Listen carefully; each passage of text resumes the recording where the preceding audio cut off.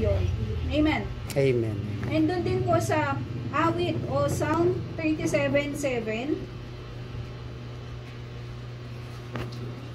sa harap ni Yahweh ay pumanatag ka.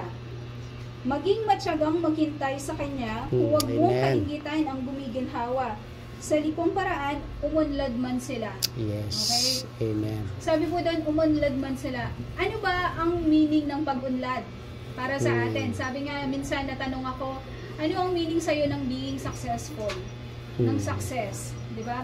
Siyempre, mapapaisip ka, yung iba, iisipin nila, yun nga, kung sa edad kong ito, yun nga, may bahay na ako, may kotse na ako, may family na ako, may sariling business, mga gano'n na.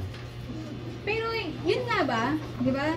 Kung titignan po natin yung iba, hindi naman sa'yo na nga, hindi po ako nagko-compare. Pero, mapapaisip ka, diba? Sabi nung kapatid ni tatay, kasi si tatay, farmer, na alam naman po natin yung mga farmer, parang hirap na hirap sila, pero mababa lang ang kita, pagod na pagod. Pero yung kapatid niya, nakakapunta na sa ibang bansa, may sariling business, no?